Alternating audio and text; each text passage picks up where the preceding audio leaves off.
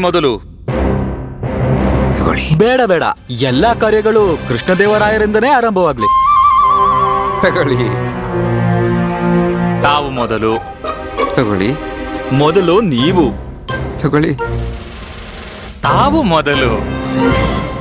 ಪಂಡಿತ ರಾಮಕೃಷ್ಣರೇ, ರುದ್ರಾಭಿಷೇಕದ ಸಮಯದಲ್ಲಿ ಮೊದಲು ನಾನು ಅಂತಿದ್ರು.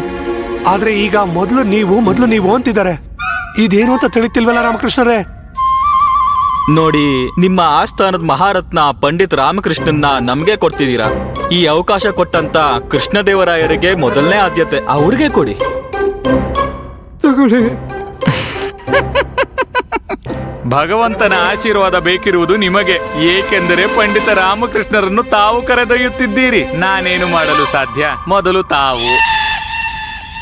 ಈಗ ನಿಮ್ಗೆ ಗೊತ್ತಾಗಿರ್ಬೇಕಲ್ವಾ, ನೀವು ಮೊದ್ಲು ಅಂತ ಯಾಕಂತಿದ್ರು? ಮೊದಲು ನೀವು. ತಾವು ಮೊದಲು. ಮೊದಲು ನೀವು. ಅಯ್ಯೋ ಇದೇನಿದು ಇದು?